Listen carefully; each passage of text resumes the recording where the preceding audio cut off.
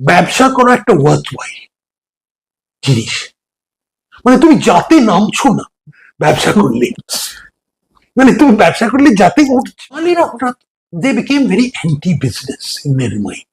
বিশ্বের জিডিপিতে প্রায় বেঙ্গল প্রায় 10% মতো কন্ট্রিবিউট করতো, কিন্তু ট্রেডটা কিন্তু পুরোপুরি অবাঙালিদের হাতেই ছিল। আর আসল টাকা পয়সা, আসল সারপ্লাসটা কিন্তু ট্রেড থেকেই হয়েছে।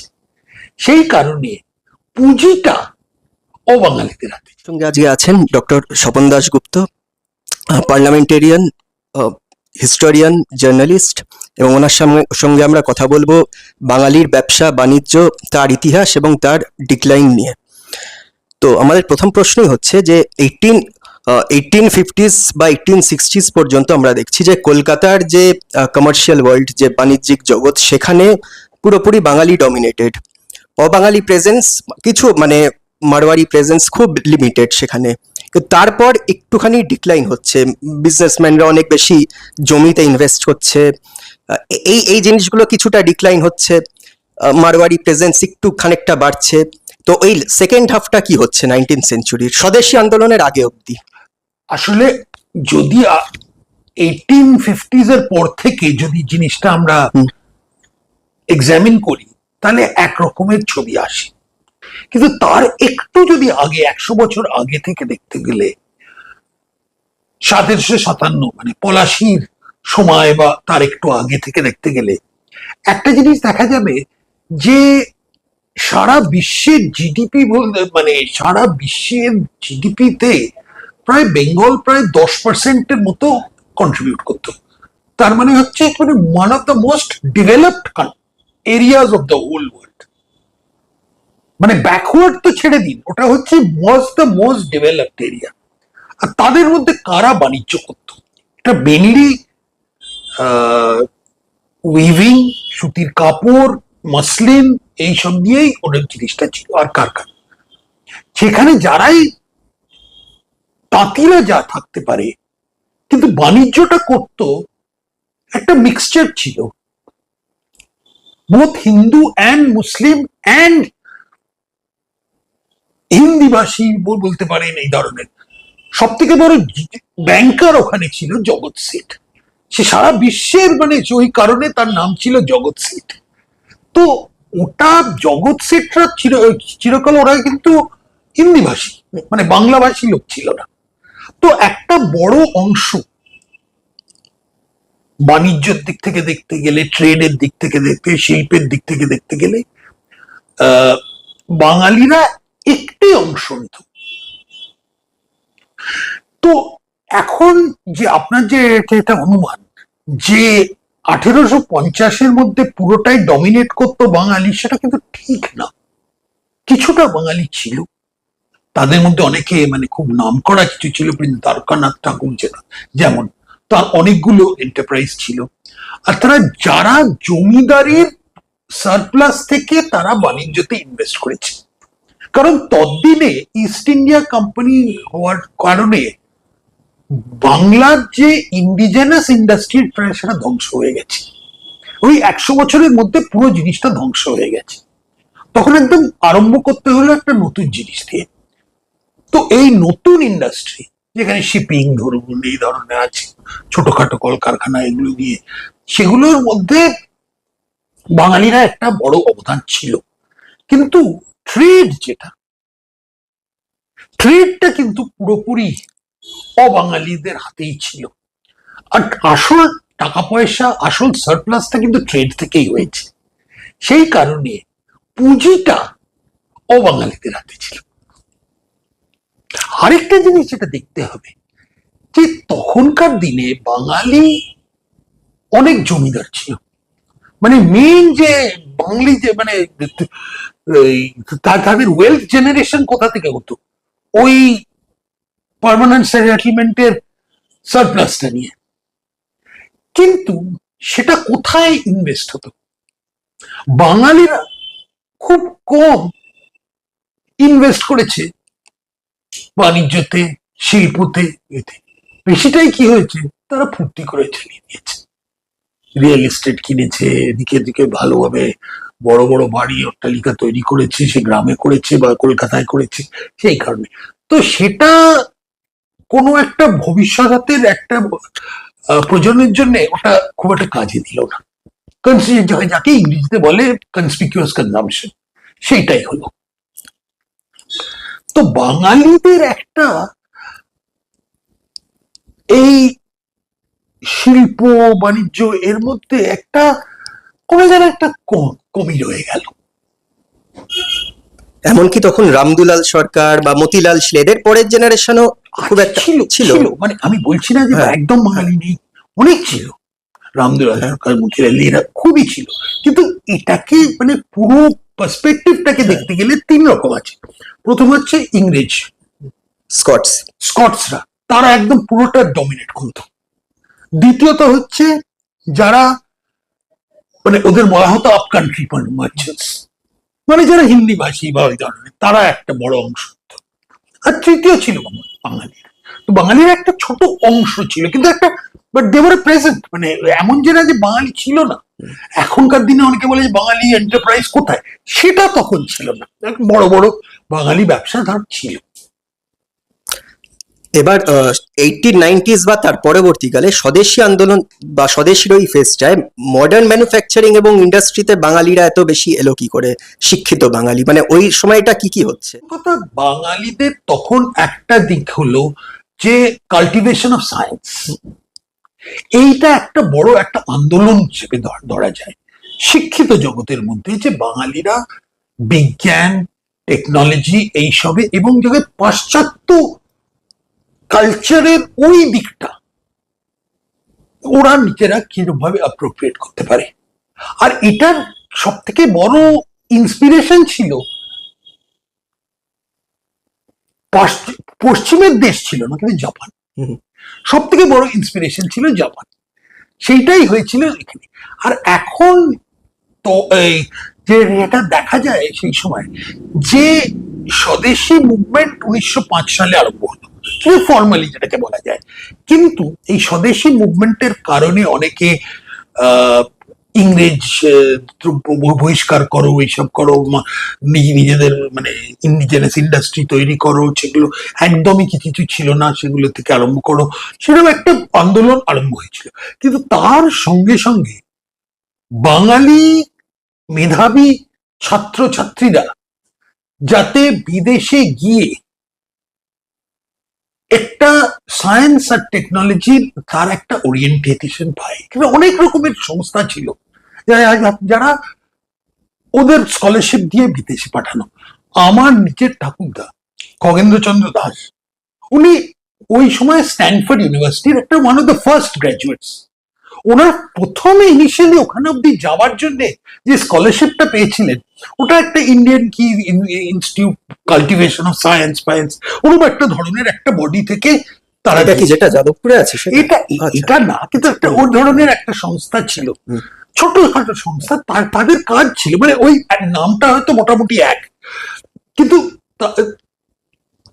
তাদের ওরা ছিল যে মানে মেধাবী ছাত্রছাত্রীদের আইডেন্টিফাই করো এবং তাদের বলো যে ওখানে যেতে।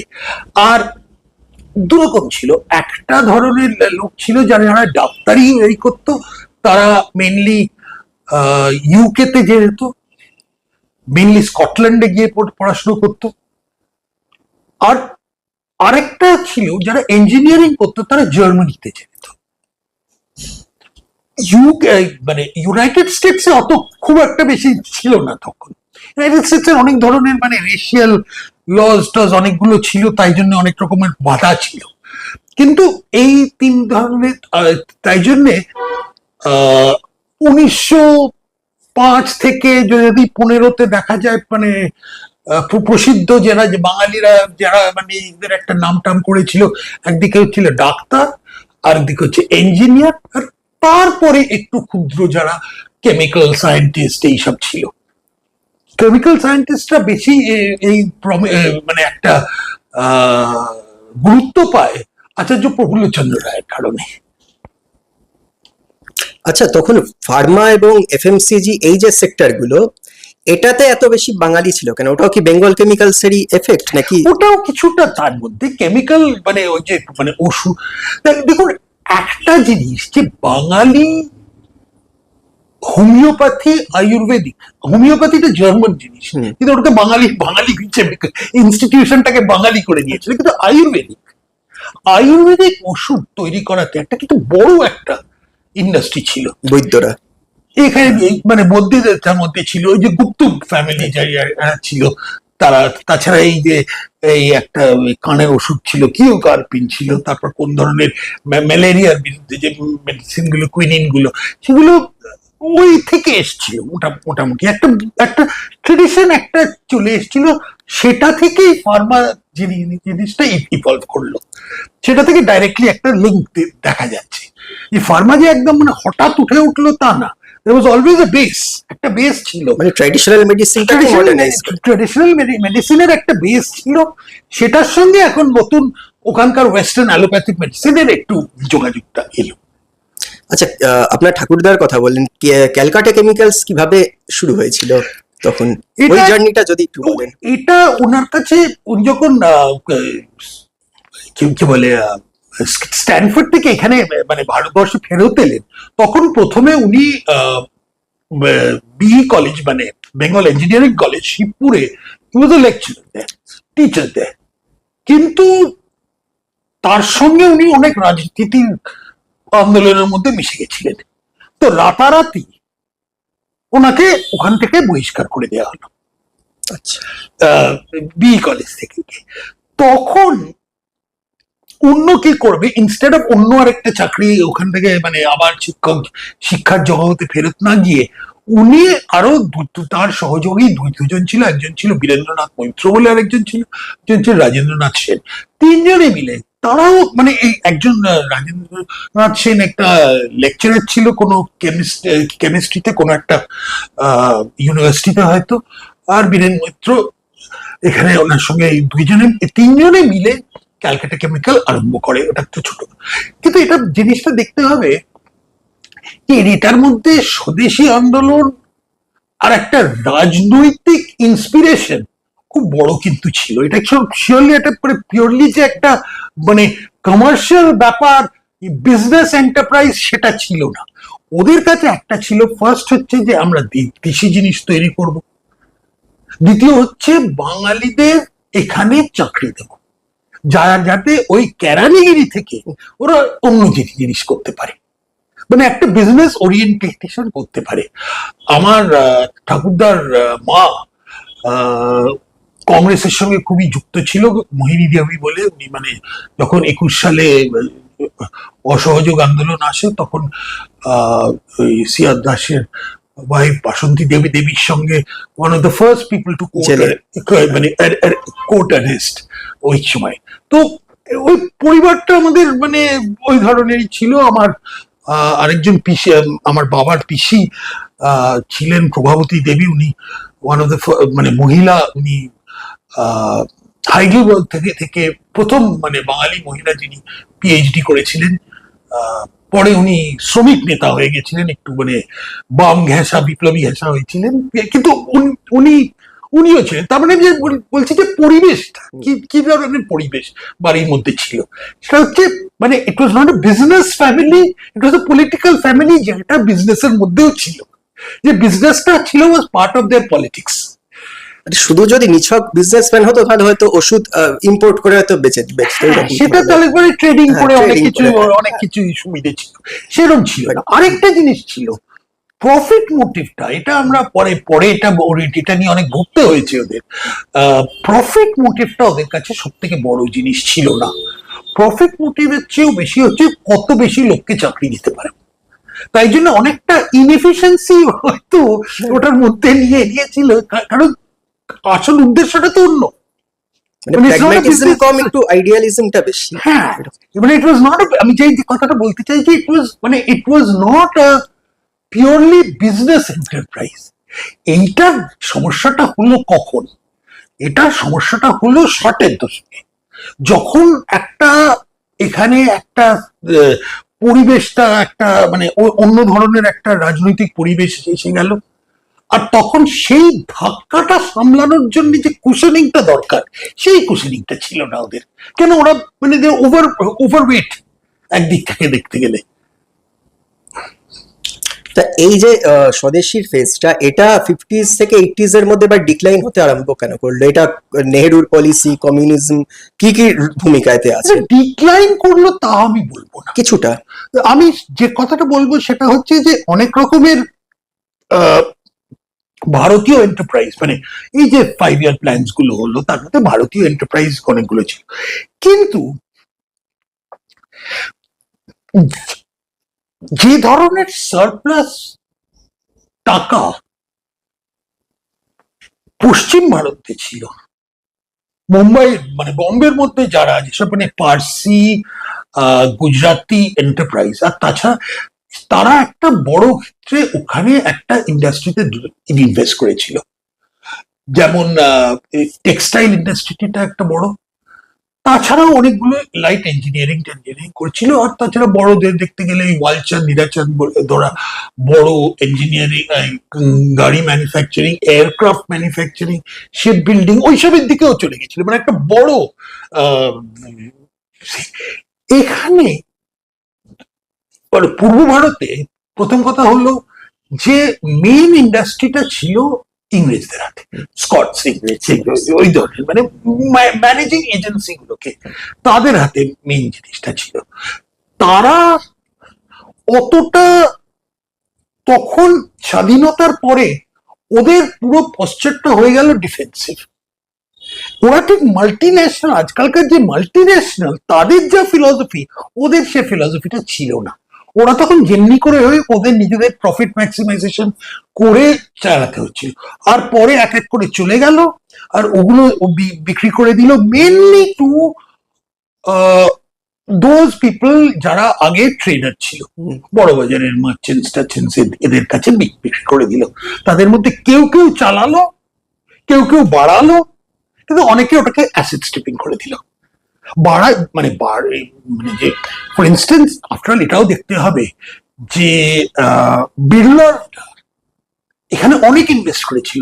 হিন্দ মোটরস একটা বিরাট, যখন এশিয়ার সব থেকে বড় একটা গাড়ির কোম্পানি, টেক্সম্যাকো যেটা রেলওয়ে তৈরি করার জন্য চিত্তরঞ্জনে যেটা হলো, এই মানে তো বলবো না যে বড় ইনভেস্টমেন্ট হয়নি, কিন্তু যেটা হলো যে অনেক যে লাইট ইঞ্জিনিয়ারিং গুলো তারা খুব একটা বাড়লো না, ওইখানেই রয়ে গেল। যেখানে ছিল ওই জায়গাটার মধ্যেই, আর মানে এদের কোনো গ্রোথ হলো না। তারপরে 60-এর দশকে যখন গন্ডগোলটা হতে আরম্ভ করলো, এক এক করে কোল্যাপস করতে আরম্ভ করলো। আর কোল্যাপসও করলো, সেটা আরো গন্ডগোল হলো যে যখন এখানে একটা বড় এই হাওড়া এইসব জায়গায় পাওয়ার বিদ্যুৎ শর্টেজ যখন হলো, পাওয়ার আউটেজে, ওটা complete collapse of that. So তার মধ্যে বাঙালি ইন্ডাস্ট্রি বলতে খুবই কম ছিল। মার্টিন বার্ন ছিল একটা বড় বলতে, স্যার রাজেন মুখার্জি, পরে বীরেন মুখার্জি, ওনাদের ছিল। তাছাড়া অনেক বড় বাঙালি সংস্থা বলে কিছু ছিলই না, মিডিয়াম সাইজ, স্মল সাইজ অনেক ছিল। ম্যাক্সিমাম হয়তো একটা ফ্যাক্টরি এরকমই, একটা বা দুটো ফ্যাক্টরি এই ধরনের, মানে বড় ওরকম কিছু ছিল না। তো আরেকটা যেটা হতে আরম্ভ করলো, যেটা এটা মানে এটা ইনট্যাঞ্জিবল বলা যায়, সেটা হচ্ছে একটা মানসিক একটা ব্যাপার হতে আরম্ভ করলো। বাঙালিরা হঠাৎ they became very anti business in their mind. এই যে অন্টারপ্রেনারশিপটা যে একটা মানে পশ্চিম ভারতে যেটা পার্সি কমিউনিটি, মারোয়াড়ি কমিউনিটি, অন্যদের বা পাঞ্জাবি খাত্রি কমিউনিটিদের মধ্যে যেটা ছিল, সেটা এখানে এলো না। এখানে একটা, এটা কি আমি এখন এটা বলতে পারি না, এখানে এটা আরো গবেষণা করে হয়তো বলতে হবে, কিন্তু যে মানে এটা কি বামপন্থী চিন্তাধারার প্রভাব বা অন্য কি কিছু, সে কারণে। আচ্ছা, কাস্টের কি কোনো ভূমিকা? ব্রাহ্মণ কাস্ট, বৈদ্য যেহেতু পাবলিক লাইফ ডমিনেট করতো, তো তাদের একটা যে ইনডিফারেন্স ট্র্যাডিশনালি, হ্যাঁ সেটা বলা যায়। আমি তো বলছি কিন্তু মানে ব্যাপারটা হচ্ছে যে এই তিনটে কাস্ট মানে সোশ্যাল বেসটা খুব হয়তো সীমিত ছিল। আমাদের মানে বাঙালি এন্টারপ্রাইজ বলতে আহ কোনো কোনো জায়গায় এন্টারপ্রাইজ ভালোই ছিল, কেন ফর ইনস্টেন্স সুবর্ণ বণিক সমাজ, তারা ওই ওই ট্রেডিশনাল জিনিস, সোনার জিনিস ওইসবের মধ্যে ছিল, কিন্তু বাট গ্রোথ তো ওখানে হয়নি। আর পলিটিক্সও তো এইখানে- ছিল না, সেটাও একটা পলিটিক্সও ছিল না, পলিটিক্সও ছিল না, পলিটিক্সের মানে যে ওটাও হয়তো একটা পরিবেশ যে এটা দেখো, তখন মানে কলকাতা বলতে মানে কলকাতা আর বম্বে দুটো মানে they were the two main cities. ওই ওরাই মানে কেউ কেউ কেউ বলতো বম্বে নাম্বার ওয়ান, কেউ বলতো কলকাতা নাম্বার ওয়ান। আর আর মানে পার ক্যাপিটা দিক থেকে মানে জিডিপি দেখতে গেলে তখন ইট ওয়াজ ইদার মহারাষ্ট্র মানে বম্বে প্রেসিডেন্সি মানে নাম্বার ওয়ান বা বেঙ্গল, এই দুটোর মধ্যে একটা টাসল ছিল। কোনো কোনো সময় এরা উঠতো, কোনো কোনো সময় এটা উঠতো। ঠিক আছে, আমরা যদি 2 নম্বরও ধরি, সেই 2 নম্বর থেকে এখন যখন 22 নম্বর 23 নম্বরে পৌঁছে গেছি, সেটা একটা বড় একটা মানে অন্য কোনো রাজ্যে এই ধরনের ডি ইন্ডাস্ট্রিয়ালাইজেশন হয়তো হয়নি। বেঙ্গলের 2 রকমের ডি ইন্ডাস্ট্রিয়ালাইজেশন। একটা ডি ইন্ডাস্ট্রিয়ালাইজেশন হলো 18th সেঞ্চুরিতে ইংরেজ আসার পরে, তখন ওই যে তখন 10% সারা বিশ্বের জিডিপি থেকে একদম ডিক্লাইন করলো, এতগুলো ফ্যামিন হলো, অন্যত্তর হলো, মানে লোক মারা গেল। সেখানে হচ্ছে একটা হলো ডি ইন্ডাস্ট্রিয়ালাইজেশন, দ্বিতীয় ডি ইন্ডাস্ট্রিয়ালাইজেশন হলো এই সময় 20 শতাব্দীর মধ্যে। 60-এর দশক থেকে কি কি মানে কলকাতায় চেঞ্জ হতে আরম্ভ করলো, এবং পলিটিক্যালি এবং এই যে ট্রেড ইউনিয়ন অ্যাক্টিভিজম, এটা হঠাৎ করে কিভাবে বাড়লো? আর তখন যারা কমিউনিস্ট লিডার মানে যারা করতো সিপিআই সিপিআইএম, এদের মাইন্ডসেট তখন কিরকম ছিল? যে তারা কি তখন বুঝতো না যে এটা করছে একটা ডিস্ট্রাকটিভ জিনিসের দিকে হচ্ছে? তখন কমিউনিস্ট দেখুন, একটা কমিউনিস্ট ইনফ্লুয়েন্স এখানে ছিল, চিরকাল, সেটা আমি বলবো মানে। কিন্তু 67 সালে যখন কংগ্রেস হঠাৎ হঠাৎ একটা কোল্যাপস করে গেল, কংগ্রেসের প্রভাবটা, তখন একটা ওদের মধ্যে একটা ভ্যাকিউম হলো। তখন কমিউনিস্ট বিভিন্ন কমিউনিস্ট গোষ্ঠীরা তারা জানে যে কত বেশি উগ্রতার সঙ্গে তারা নিজেরা রাজনৈতিক ক্ষমতা দখল করতে পারে, এই ছিল তাদের ফিলসফি। এতে হলো কি যে 67 সালে একটা ওদের লেবার মিনিস্টার এলো, সুবোধ ব্যানার্জি। সুবোধ ব্যানার্জি, এসইউসি, মানে তিনি ওনাকে ঘেরাও মন্ত্রী বলতেন। কিন্তু ঘেরাও মানে ব্যাপারটা কি হলো, আরম্ভ হলো ওই যে ঘেরাও টেকনিকটা, লোককে এই করে দেওয়া, সারা ভারতবর্ষে একটা আতঙ্ক হয়ে গেল যে মানে পশ্চিমবঙ্গে এই ঘেরাও, মানে এখন সিঙ্গুর টাটা চলে যাওয়ার পরে যে একটা হলো যে এখানে কেউ ইন্ডাস্ট্রি করতে পারবে না, টাটা যদি না পারে তাহলে আমরা কিরকম ভাবে করবো। তখন ওই 67 সালে একটা ফ্লাইট অফ ক্যাপিটালটা তখন আমরা চোখের সামনে দেখেছি, কিরকম হবে হঠাৎ মানে এক এক করে কোম্পানি বন্ধ হতে আরম্ভ করলো, এক এক করে লোকে এখান থেকে প্যাক আপ করে গেল। আলিপুরটা যেটা আগে মেনলি সাহেবরা তাদের বাড়ি ছিল, তারা এক এক করে বিক্রি করে চলে গেল, বিদেশ চলে গেল ফেরত, মারোয়ারিরা ওখানে কিনে নিল। ফ্লাইটস সারা মানে ইন্টারন্যাশনাল ফ্লাইটস, আগে কলকাতায় সব রকমের এয়ারলাইন্স আসতো, এক এক করে বন্ধ হতে আরম্ভ করলো, চলে গেল ফ্লাইটস। সেই যে মানে মানে চোখের সামনে। তারপর নকশাল আন্দোলন আরম্ভ হলো, তখন তো আরো মানে পুরো জিনিসটা ভায়োলেন্ট হয়ে গেল, তখন খুন খারাপির মধ্যে চলে গেল। সে ওই 67 থেকে একদম ওই 72-74 অব্দি যেটা হলো, একদম মানে পশ্চিমবঙ্গ তখন যে যা পাচ্ছে গুটিয়ে চলে যাচ্ছে, সেইটাই হলো। আর তারপরে কোনো মানে আমরা তখন থেকে শুনতে আরম্ভ করেছিলাম রিভাইভাল বাংলার পুনর্জীবনী। প্রথম শুনেছিলাম আমি ওই সময় সিদ্ধার্থ বাবুর সময় বাংলার পুনর্নির্মাণ, এখনো ওই একই শুনে যাচ্ছি, ব্যাপারটা একই, কিন্তু পুনর্নির্মাণ আর হচ্ছে না। কিন্তু ওই ডিক্লাইনের যে ওটা আরম্ভ হয়েছিল, পতনটা, সেটা ওখান থেকেই আরম্ভ। আর এমন না যে ওই স্কটসদের বা ওদের ইন্ডাস্ট্রি গুলো বাঙালিরা ইনহেরিট করলো, সেই সাহসটাও তখন আর নেই, মানে তখন নেই, একদম নেই ওইখানে। এখন তো বন্ধ হয়ে গেল ওই জুট মিল টুট মিল গুলো, যেগুলো এককালে যদি তুমি দেখো 1920-25 সালে যদি ওদের ডিভিডেন্ড দেখো, ওরা প্রায় 150% ডিভিডেন্ড দিত ওই জুট মিল গুলো। ওগুলো সব এক এক করে বন্ধ হয়ে গেল। মানে ওই যে গঙ্গা মানে হুগলির ওপারে পুরো জিনিসটা একটা রাস্ট বেল্ট, এখন কথাটা হয়েছে রাস্ট বেল্ট জিনিসটা আমরা প্রথম দেখলাম ওইখানে, হাওড়া থেকে একদম মানে হাওড়া স্টেশন থেকে আরম্ভ করে একদম ওই গঙ্গার ব্যান্ডেল অব্দি। আচ্ছা, আরেকটা জিনিস হচ্ছে যে অনেক বিজনেস, এমনি ছোট বিজনেসও যদি দেখি, ছোট বা মাঝারি সাইজের, যেগুলো আমরা লো হ্যাঙ্গিং ফ্রুটস বলি, রিটেল ফিটেল এই ধরনের, সেখানেও তো বাঙালিরা ধীরে ধীরে মানে তাদের জায়গাটা অনেক কমছে। কমে গেল। ইভেন এই গড়িয়াহাটে যদি আমরা দেখি, একসময় তো সবই বাঙালির দোকান, এখন তো মানে ছোট দোকান বাঙালি ছিল, ছোট ছোট দোকান এখনো আছে বাঙালি, কিন্তু বড়গুলো সবই তো মানে সব বড় শপিং কমপ্লেক্স এগুলো খালি যেখানে বাঙালিরা এই অ্যাডভান্স করেছে হচ্ছে জুয়েলারিতে। শোনা সারা মানে অল ইন্ডিয়াতে একটা তার একটা প্রভাব হয়েছে, কিন্তু ওটা ছাড়া আর এখানে নতুন উদ্যোগ বলতে কি আছে? খাবারের দোকান।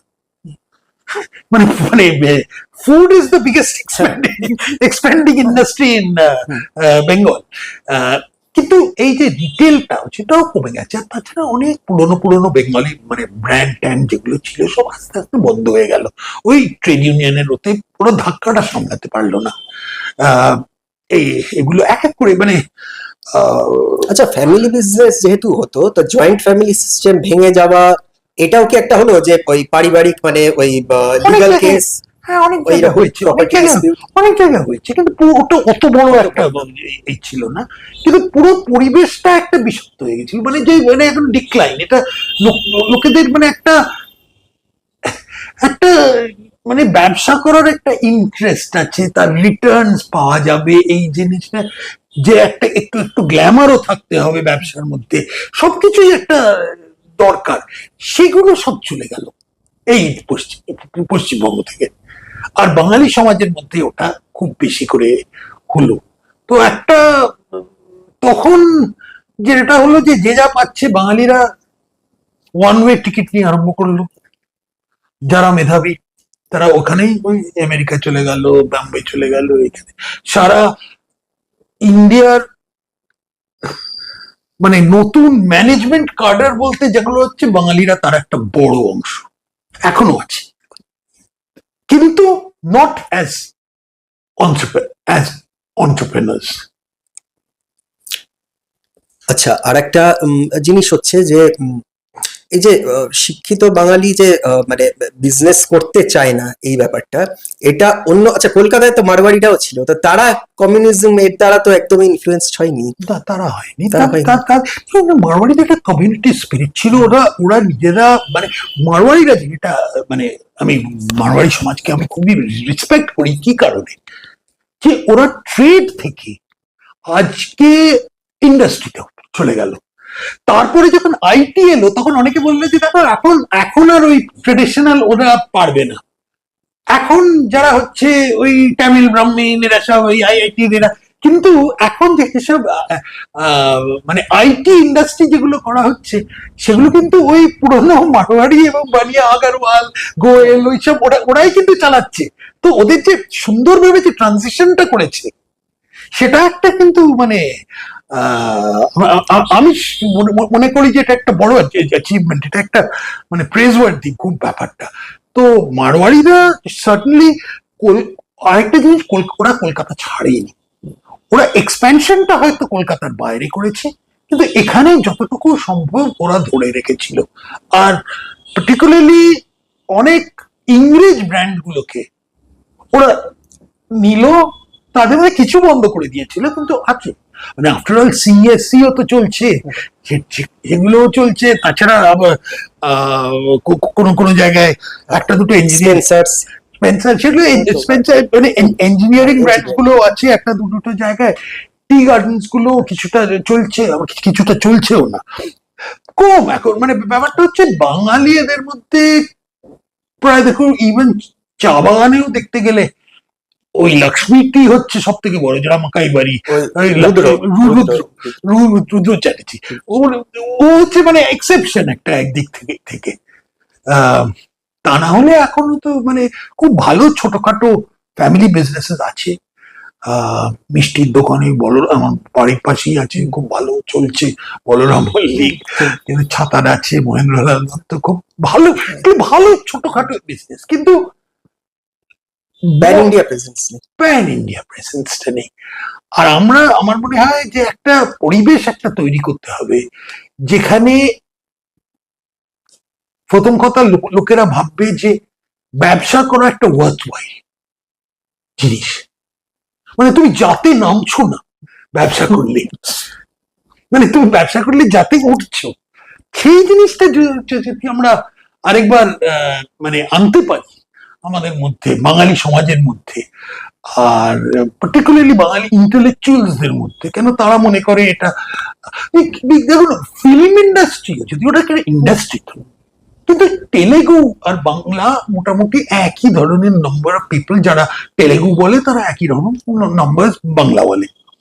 একটা সাকসেসফুল তেলেগু সিনেমা হচ্ছে তার 300 কোটি টাকা সাকসেসফুল, আর অনেক তেলেগু ফিল্ম এখন সাকসেস বাংলা 8 কোটি টাকা। মানে কোথায় কোন লেভেলে আমরা খেলছি?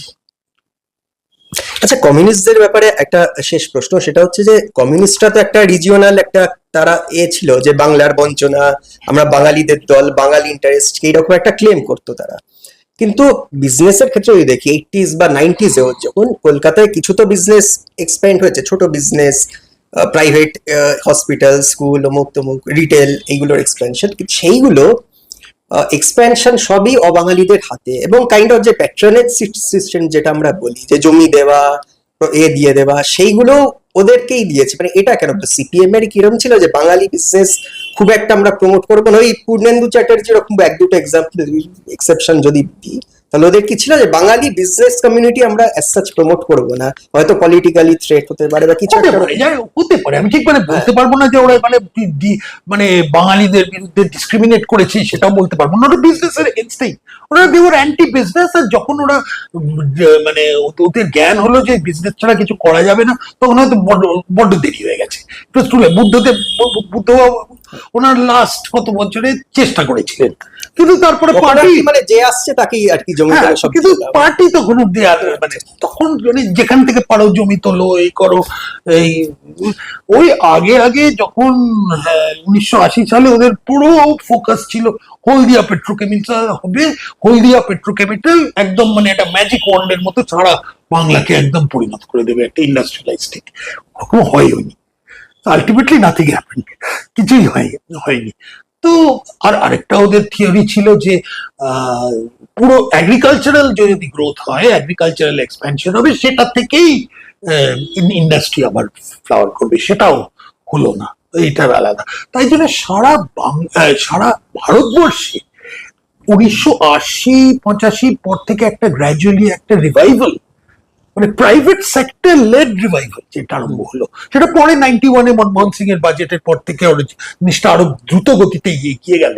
কিন্তু ওই যে প্রাইভেট সেক্টর লেড রিভাইভাল যেটা আরম্ভ হলো পশ্চিমবঙ্গ, সেটার একটা ছোটখাটো ক্রামস যাকে বলে ছিটে ফোটা গুলো পেল, বড় অংশটা অন্য জায়গায় চলে গেল। আমি তো উড়িষ্যাও পেয়ে গেল, উড়িষ্যাতে একটা মানে উড়িয়া ইন্ডাস্ট্রিয়ালিস্ট ক্লাস এখন তৈরি হয়েছে। আন্ধ্রাতে, যেখানে আন্ধ্রাতে খুব একটা ছিল না বলতে, ওরকম মানে 60-70s এখন একটা বিরাট বড় তেলেগু একটা কমিউনিটি হয়েছে, সেটা সারা ভারতবর্ষেও না, আমেরিকাতে ওটা তার একটা ওই ডায়াসপোরা ওটা নিয়ে। তো এই ডায়াসপোরাটা নিয়েও একটা সমস্যা এখানে হয়ে গেছে। আমাদের একটা বাঙালি ডায়াসপোরা আছে, প্রবাসী বাঙালি আছে, কিন্তু তারা যে তাদেরও বাণিজ্য বা ইনভেস্টমেন্ট ওরা করেনি, দে আর নট এন্টারপ্রেনার্স। ওরা ওই চাকরি করছে বা পড়াচ্ছে, মানে ইউনিভার্সিটির প্রফেসর, খুব মানে সম্মানীয় ব্যক্তি, কিন্তু দে আর নট ইনটু এন্টারপ্রাইজ। সেই জন্য এখানে ওটা তার ফল আউটটা এখানে আমরা পাচ্ছি না। তো একটা আমি মনে করি যে যতক্ষণ না বাঙালিদের মধ্যে একটা কনসিয়াস সচেতনতা হবে যে আমরা এককালে একটা বিরাট কিছু ছিলাম আর এখন আমরা কিচ্ছু না, এই চেতনাটা যতদিন না হবে, এখনো আমরা মনে করি যে আমরা একটা বিরাট কিছু, আমরা আর কিছু নেই, আমাদের কালচার আছে, এই আছে, ওই আছে, সব কাছে রবীন্দ্রনাথ আছে, বিবেকানন্দ আছে, সেই নিয়ে যতদিন আমরা মানে হাতে কবে ঘি মানে কবে খেয়েছিলাম হাতে ঘিয়ের গন্ধ এখনো আছে, সেইটার ব্যাপার একটা। সেটা থেকে যদি আমরা বেরোতে পারি তাহলে এটা একটা ইটস এ কনসিয়াস রিয়েলাইজেশন। আমরা একটা সামাজিক আন্দোলনের সামাজিক আন্দোলনটা হচ্ছে প্রথম দরকার, তারপরে অন্যগুলো না হয় হয়ে যাবে। আমাদের লোকজন আছে, আমাদের মানে we have the raw material, we have the human capital, but we don't have the aptitude.